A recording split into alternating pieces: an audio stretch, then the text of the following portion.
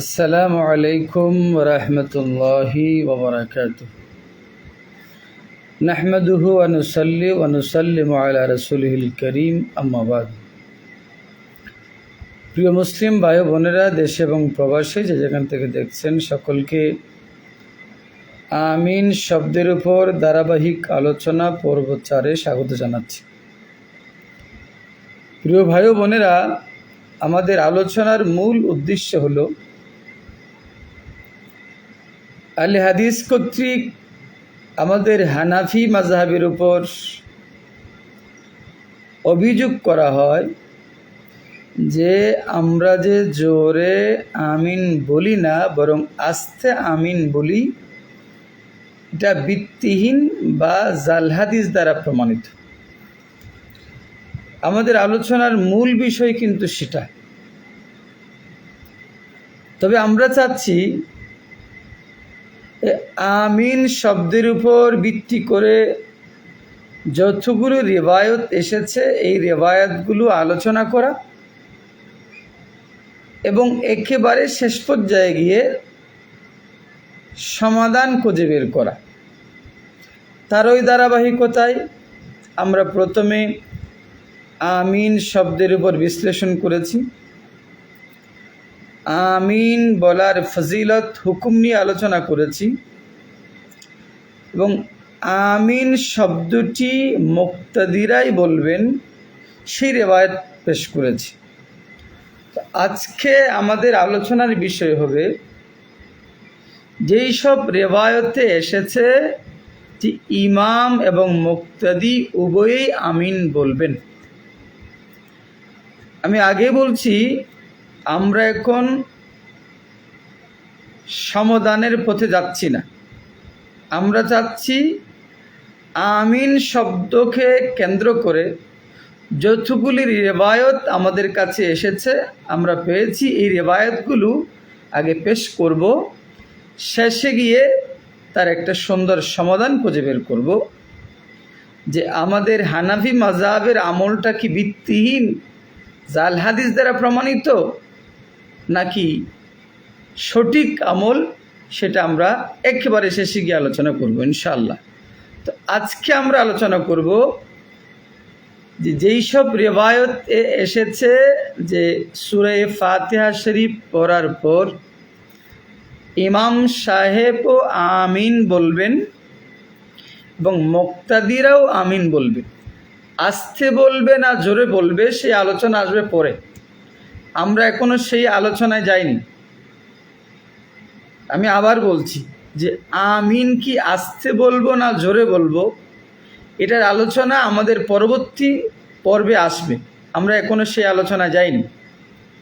আমরা শুধুমাত্র রিওয়ায়াতগুলো জানার চেষ্টা করছি।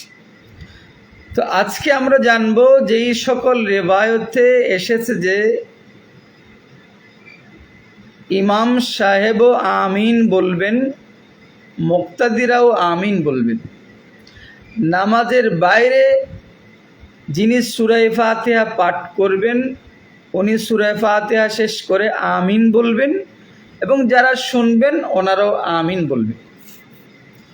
যেমন সহিহ বুখারী শরীফ কিতাবুল আযান বাবু জাহরিল ইমামি বিত্তামিন হাদিস নং 780 عن أبي هريرة رضي الله عنه أن رسول الله صلى الله عليه وسلم وفي نسخة أن النبي صلى الله عليه وسلم قال إذا أمن الإمام فأمنوا فإنه من وافق تأمينه تأمين الملائكة غفر له ما تقدم من ذنبه। রাসূল সাল্লাল্লাহু আলাইহি ওয়াসাল্লাম ইরশাদ করেছেন, ইমাম সাহেব যখন আমিন বলবেন ফাআমিনু, তোমরাও আমিন বলিও। কেন বলছে? যার আমিন বলাটা ফেরেশতাদের আমিন বলার সাথে মিলে যাবে, গফিরা লাহু মা তাকাদ্দামা মিন যানবিহি, তার অতীতের সকল গুনাহ মাফ করে দেওয়া হবে। তাহলে কি বোঝাচ্ছে? রাসূল বলছেন সূরা ফাতিহা শেষ করার পর ইমাম সাহেবও আমিন বলবেন তোমরা পিছনে যারা মুক্তাদি তোমরাও আমিন বলবে, এবং সাথে আল্লাহর ফেরেশতারাও আমিন বলে থাকেন। যার আমিন বলাটা ফেরেশতাদের আমিন বলার সাথে মিলে যাবে, আল্লাহ তার অতীতের গুনাহ মাফ করে দেবেন। এটা সহিহ বুখারী শরীফ 780। সহিহ বুখারী শরীফ কিতাবুদ দাওয়াত বাবুত তামিন হাদিস নং 6402।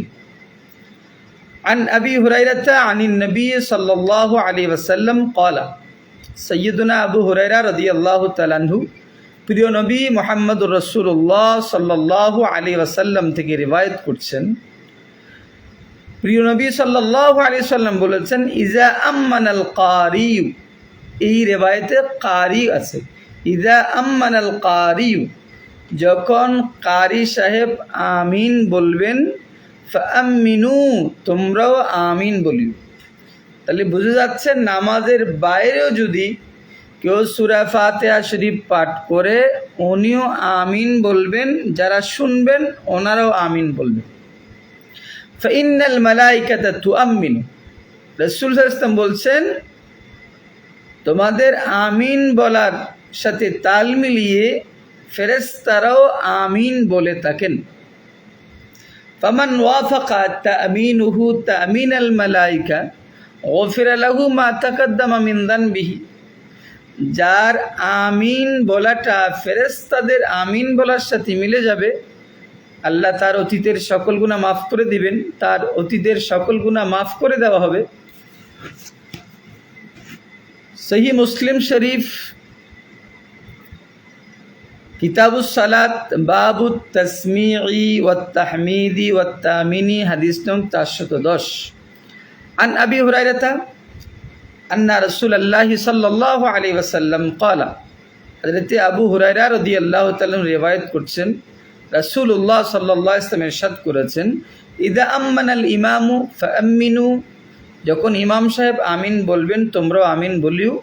ফাইন্নাহু মান ওয়াফাকা তামিনুহু তামিনাল মালাইকা, কারণ যার আমিনটা ফেরেশতাদের আমিনের সাথে মিলে যাবে, গফিরা লাহু মা তাকাদ্দামা মিন যানবি, তার অতীতের সকল গুনাহ মাফ করে দেওয়া হবে।